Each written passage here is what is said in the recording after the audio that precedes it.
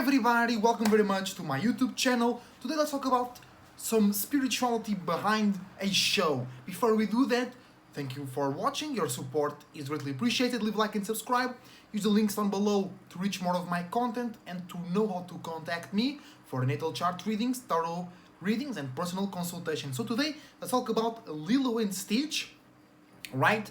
A show for kids, right, that a lot of us, perhaps around my age, remember from their childhood. And that show actually, as almost all the shows that you see being popular and worldwide, have spirituality behind them. That's why they were so popular, because we as spiritual beings were able to resonate with the allegories and metaphors being transmitted by these shows.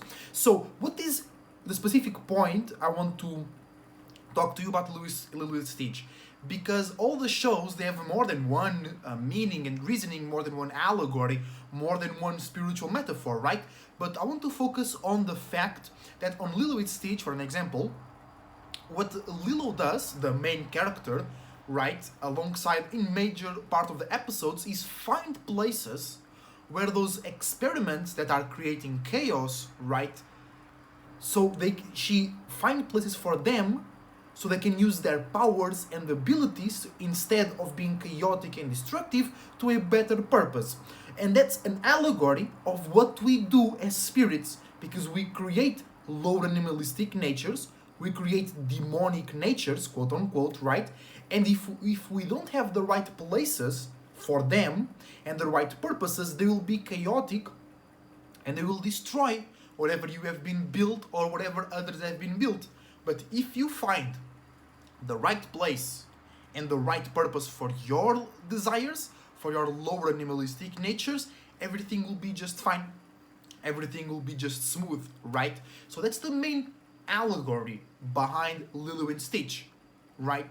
Is to take your lower animalistic natures, your demons, and use them to do something better, to do something greater, right? Now, another smaller representation in Lilo and Stitch show is how those monsters, those experiences come to life, right? It's when those balls enter in contact with water. So first, that resembles the allegory of all life comes from water, right? But also means that those demons and those lower animalistic natures come to life when you are too emotional, when you are into your feelings. And that can be bad or that can be good, right? Can be bad if you don't have a purpose for those demons, if you have no place for them. But if you have place for those demons and those lower animalistic natures, then you can be very creative. You can be able to work extra hours because you are in the right emotion and in the right feeling, and you have a purpose and meaning behind that extra work, behind that extra effort. So it's not so hard, and you don't feel so tired, and you actually feel more energized and you feel better about yourself, right? So because also those demons, right, or those monsters, those experiments from Lilo and Stitch, they can also represent hard times. So those hard times, instead of being chaotic and destructive in your life, if you know why you're going through them, if you know the purpose and the place where they are and should be in your life, they can also be a representation of your success or your growth as a spirit. But the main point of Lilo and Stitch, spiritually speaking, the main spiritual allegory behind it is to find a place and the purpose for your lower animalistic natures, for your desires, for your traumas, for anything that is chaotic and destructive in your life, for anything that is perturbing your well-being or your situation. You gotta find a purpose, you gotta find a place for them. Because, for example, somebody can drink a lot or smoke a lot or do a desire a lot, and one person ends up destroying their body, their reputation, or their relationships, and the other person might do the same desire in the same amount, but because they have a better purpose or they know when and where to do it, they actually are healthy. They actually have better skin, better hair, they have more energy. So it's not about those desires or those demons and low animalistic natures, it's about how you use them and the purpose you give to them, right?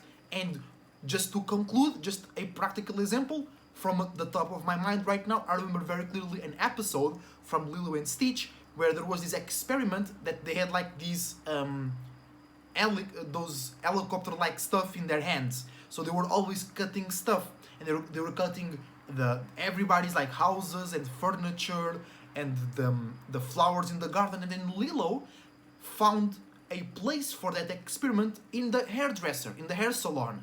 So that experiment, that monster, that demon that was cutting everybody else's stuff, was cutting hair because they love to cut, right? And also, that's another allegory. You have to identify your demons, desires, and low animalistic natures. You have to know how they influence you, and you have to know how to fulfill them, because those demons and low animalistic natures, those are spirits that are too focused in one desire. They don't have as much awareness as you, so you have to help them out, and by doing that, they can help you out, fulfilling your purpose and getting with you together to make the teamwork do the dream work. Alright guys, thank you very much for watching. I appreciate you. Leave a like and subscribe. Contact me for natal chart readings and tarot readings. Until the next time, as a direct level surfer, surfing out, always remember to believe in yourself, in all possibilities, and remember, the best way to be is to be your goddamn self. See you soon.